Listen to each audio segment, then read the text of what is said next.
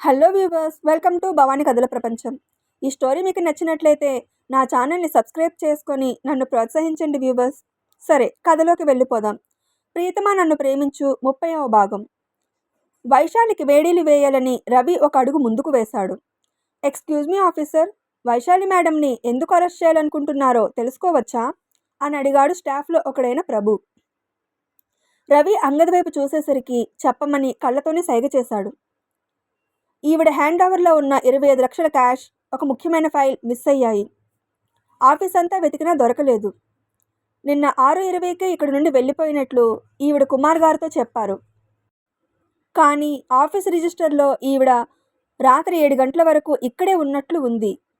ఈవిడిని అడుగుతుంటే నోరు విప్పట్లేదు. అందుకే మా స్టైల్లో నిజం చెప్పించడానికి అరెస్ట్ చేస్తున్నాం అని చెప్పాడు ఇన్స్పెక్టర్ రవి. పూర్తిగా విచారించకుండా ఈవిడనే దోషిగా ఎలా నిర్ధారిస్తారు? కుమార్ గారు చెప్పింది నిజమని నమ్మితే మరి మేడం చెప్పింది కూడా నిజమని నమ్మాలి కదా. నిజంగానే ఆవిడ నేరం చేయలేదేమో, లేక ఎవరొచ్చేసి కావాలనే ఆమెను ఇరికించారేమో అన్నాడు ప్రభు.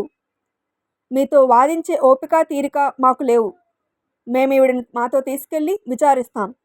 అయినా మీ దగ్గర ఏం రుజువు ఉందని మాతో ఇలా వాదిస్తున్నారు అని అడిగాడు రవి. రుజువు ఉంది అని ఒక సీడీని తీసి చూపించాడు ప్రభు. దాన్ని చూడగానే అంగత్తో పాటు అందరూ షాక్ అయిపోయారు. ఇందులో ఏముంది అని అడిగాడు రవి. జస్ట్ మినిట్ అని సిస్టంలో సీడీని పెట్టి ప్లే చేశాడు ప్రభు. అందులో వైశాలి దగ్గరకు కుమార్ రావడం, క్యాష్ని ఫైల్ని ఉంచమనడం, ఆమె ఒప్పుకోకపోవడం, కుమార్ రిక్వెస్ట్ చేయడంతో ఆమె వాటిని తీసుకొని డస్క్లో పెట్టి తాళం వేసుకుని వెళ్ళిపోవడం కనిపించి సీడీ అక్కడికి ఆగిపోయింది. ఇందులో కొత్తగా నువ్వు చెప్పింది చూపించింది ఏముంది? వీళ్ళంతా చెప్పింది మాకు తెలిసిందే చూపించావు కదా అన్నాడు రవి. వెయిట్ అండ్ సీ అని పౌజ్లో ఉన్న సీడీని ప్లే చేశాడు ప్రభు. వైశాలి వెళ్ళిపోయిన 5 నిమిషాలకు కుమార్ గారు కూడా వెళ్ళిపోయారు. ఆఫీస్లో అందరూ వెళ్ళిపోయారని కన్ఫర్మ్ చేసుకొని అటెండర్ ఆ గదిలోకి వచ్చి అక్కడ ఉన్న సీసీ కెమెరా కనెక్షన్ని కట్ చేసి భయంగా అటు ఇటు చూసుకుంటూ వైశాలి టేబుల్ దగ్గరకు వెళ్ళి తన దగ్గర ఉన్న మరో కీతో డస్క్ని ఓపెన్ చేసి అందులో నుండి క్యాష్ని ఫైల్ని తీసేసి మళ్ళీ యథావిధిగా కీ వేసేసి వాటిని తీసుకొని ఎండి గదిలోకి వెళ్ళి 5 నిమిషాల తర్వాత ఖాళీ చేతులతో తిరిగి వచ్చి చుట్టూ చూసుకొని వెళ్ళిపోయాడు. సీడీ ఆగిపోయింది. దాన్ని చూడగానే అంగద్ ముఖం రౌద్రంతో ఎర్రబడిపోయింది. ఇప్పుడు చెప్పండి సార్, వైశాలి మేడంని అరెస్ట్ చేయాల్సిన అవసరం లేదనుకుంటాను. అసలు దోషి ఎవరో తెలిసింది కదా అన్నాడు ప్రభు. సీసీ కెమెరా వైర్ కట్ చేసేసినా ఇదెలా వచ్చింది అని అడిగాడు రవి. వాడేదో సగం జ్ఞానంతో సగం కట్ చేస్తే మిగిలినవి పని చేయవనుకుంటే ఎలా అన్నాడు రవి. ఓకే, సారీ మేడం, దొంగ ఎవరో తెలిసింది అనేసి అటెండర్ని పిలిచి వీడిని అరెస్ట్ చేయండి అన్నాడు రవి. ఎక్స్క్యూజ్ మీ ఆఫీసర్, నాకు కావలసింది పోయిన ఫైలు క్యాషు దొరకడం తప్ప నా స్టాఫ్ని అరెస్ట్ చేయడం కాదు. అలా చేస్తే నా కంపెనీ రెప్యుటేషన్తో పాటు వాళ్ళ జీవితాలు కూడా నాశనం అయిపోతాయి. అలా కావడం నాకు ఇష్టం లేదు. క్యాష్ ఫైల్ దొరికేశాయి కాబట్టి నా కంప్లైంట్ని రిటర్న్ తీసుకుంటున్నాను అన్నాడు Angad. Okay sir, as you wish అనేసి రవి వాళ్ళు వెళ్ళిపోయారు. Everybody go back to your works అని అంగద్ అనగానే ప్రభుతో సహా అందరూ ఎవరి పనిలోకి వాళ్ళు వెళ్ళిపోగానే అంగద్ వైశాలి దగ్గరకు వచ్చి, నా ప్లాన్ రివర్స్ అయిందని సంబరపడుతున్నావా వైశాలి?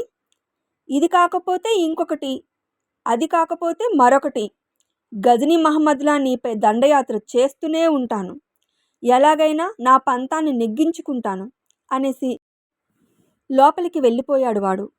వైశాలి తన సీట్లో కూర్చోకుండా ప్రభు దగ్గరకు వచ్చి కన్నీళ్లతో చేతులు జోడిస్తూ, మీరు ఈరోజు నాకు చేసిన సహాయానికి మీకు ఏ విధంగా కృతజ్ఞతలు చెప్పాలో తెలియడం లేదు. మీరు నన్ను ఎంత పెద్ద ప్రాబ్లం నుండి రక్షించారో మీకు తెలియదు. మీకు నా జన్మంతా రుణపడి ఉంటాను అంది బాధగా. అయ్యో మేడం, మీరు ఇలా అనకూడదు. నేనేమీ మీకు సహాయం చేయలేదు. నా బాధ్యతను నిర్వర్తించానంతే. మిమ్మల్ని కంటికి రెప్పలా కాపాడుతూ ఉండడానికి క్రిష్ గారు నన్ను ఇక్కడ అపాయింట్ చేశారు. ఆయన నాకు ఎప్పటి నుండో తెలుసు. నన్ను ఎన్నోసార్లు ఎన్నో రకాలుగా ఆయన ఆదుకున్నారు. అటువంటి ఆయన నన్ను అడిగిన మొదటి కోరిక ఇది. నేను నా రుణం తీర్చుకున్నానంతే. ఇప్పుడు ఈరోజు నేను చేసిందంతా ఆయన సలహా మేరకే చేశాను. మీకోసమే ఇక్కడొక హిడెన్ క్యామ్ పెట్టాను. ఈ ఆలోచన కూడా క్రిష్ గారిదే. ఇక్కడొక కెమెరా ఉందనే విషయమే వీళ్ళెవరికీ తెలియదు. ఇక మీకే ప్రాబ్లం లేదు, మీరు నిశ్చింతగా పని చేసుకోండి అని అన్నాడతను. లేదండి, నేను ఈ జాబ్కి రిజైన్ చేస్తున్నాను అందామె. అదేంటి మేడం, ఇకపై ఎటువంటి ప్రాబ్లం ఉండదని చెప్తున్నాను కదా. అయినా ఇది నా మాట కాదు, క్రిష్ గారి మాట. మరి మీరెందుకు రిజైన్ చేయాలనుకుంటున్నారు అని అన్నాడతను. నాకు హెల్ప్ చేసినందుకు మీకు మీ సార్కి చాలా థ్యాంక్స్. కానీ నేనే తప్పు చేయలేదని మీరు నిరూపించడం వల్ల నేను మంచిదానని. లేకపోయి ఉంటే వీళ్ళందరి దృష్టిలో దోషినే కదా. నాపై నమ్మకం లేని చోట నేను ఉండలేను. Once again thanks for your help అనేసి తన చైర్ దగ్గరకు వెళ్ళి రిజైన్ లెటర్ని టైప్ చేసి మెయిల్ చేసేసి వెళ్ళిపోయింది. ఏదో ఆలోచిస్తూ డ్రైవ్ చేస్తుందామె.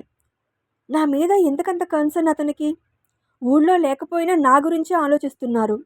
అనుక్షణం అతను నా వెంటే ఉన్నట్లుగా అనిపిస్తుంది ఎందుకు నాకు అని అనుకుంటూ ఇంటికి వెళ్ళింది. హెల్త్ బాగాలేదని ఆ రోజు మోహన్ ఇంట్లోనే ఉన్నాడు. అదేంట్రా తొందరగా వచ్చేసావే, ఒంట్లో బాగాలేదా అని అడిగింది మీనా. ఏమైందిరా అలా ఉన్నావు అని అడిగాడు తండ్రి. మోహన్ పక్కన కూర్చుంటూ, డాడ్, ఇకపై నేను ఏ జాబ్ చేయను అంది. దాంతో భార్యాభర్తలు ఇద్దరూ ఒకరినొకరు చూసుకొని, ఏమైందిరా అని కంగారుగా ఇద్దరూ ఒకేసారి అడిగారు. ఏమీ కాలేదు, నాకెందుకో ఏ జాబ్ చేయాలని అనిపించడం లేదు అని తండ్రి ఒళ్ళో తలపెట్టుకుంటూ చెప్పింది. నీ జీవితంలో నీకు సంబంధించి ఇప్పటి వరకు అది చెయ్యు ఇది చేయకు అని ఎప్పుడూ మేము చెప్పలేదు, చెప్పం కూడా. ఎందుకంటే ఏది మంచో ఏది చెడో నీకే బాగా తెలుసని మా నమ్మకం కాబట్టి.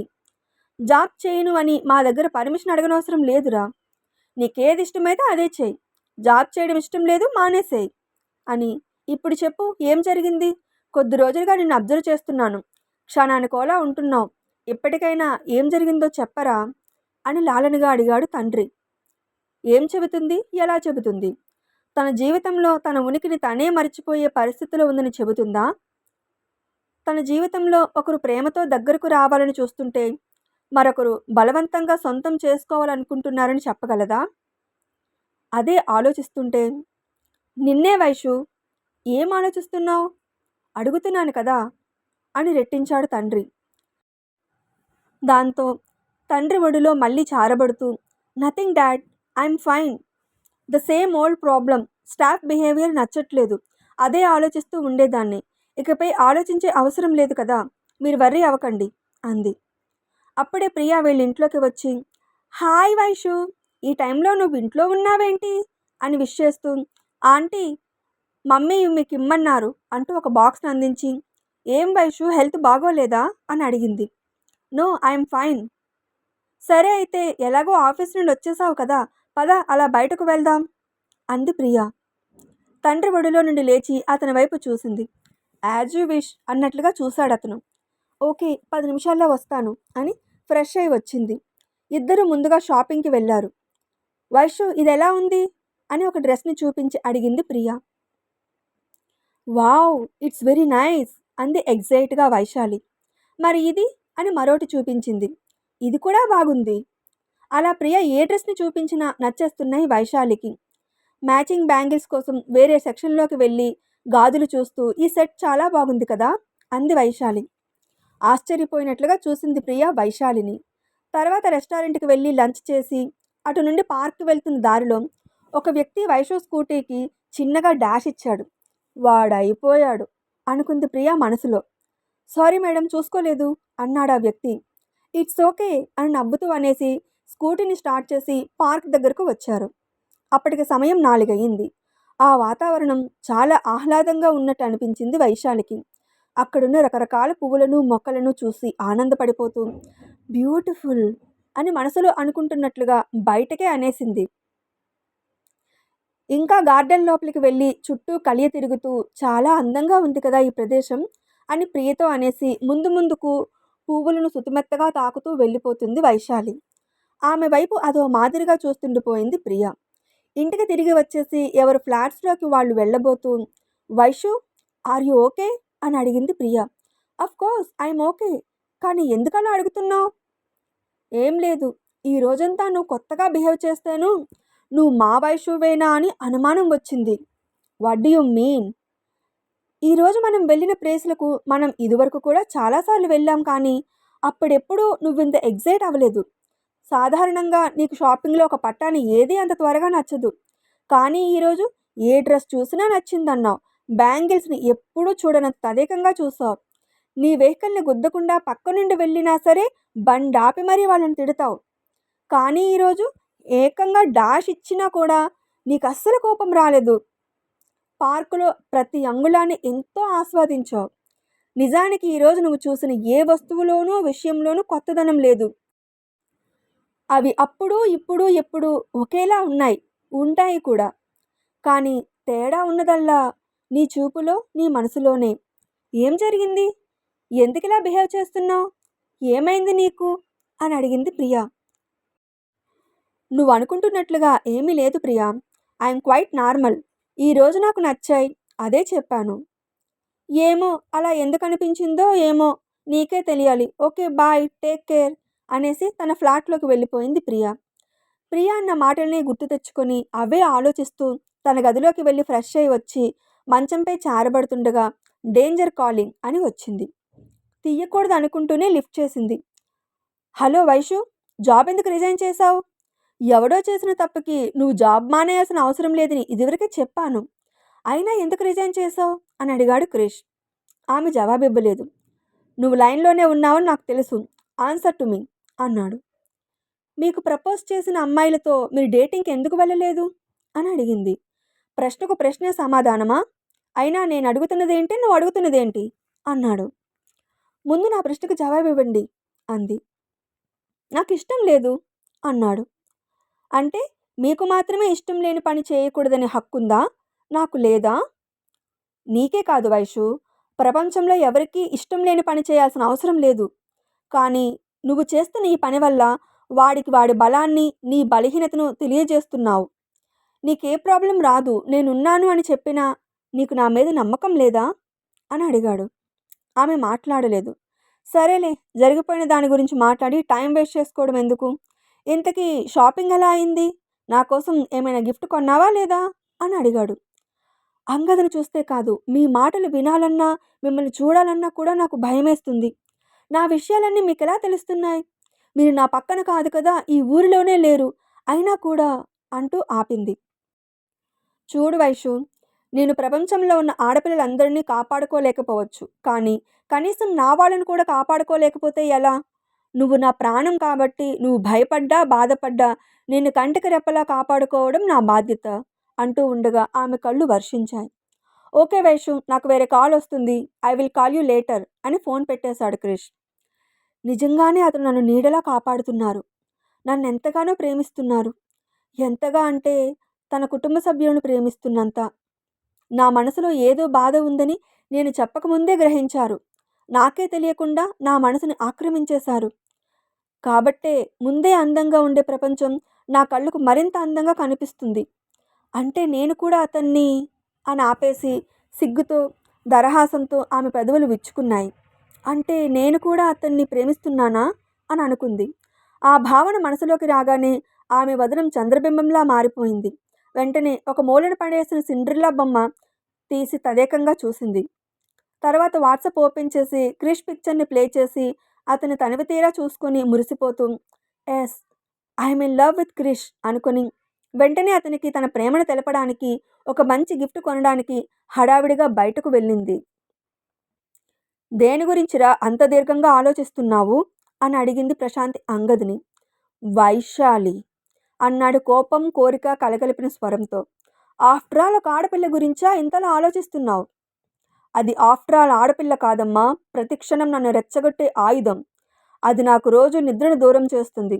రోజు రోజుకి నాలో పంతాన్ని పెంచుతుంది. నేనెలాగైనా దాన్ని దక్కించుకోవాలి" అంటూ పిడికిలి బిగించాడు. "నువ్వనుకున్నది నెరవేరే తీరుతుంది.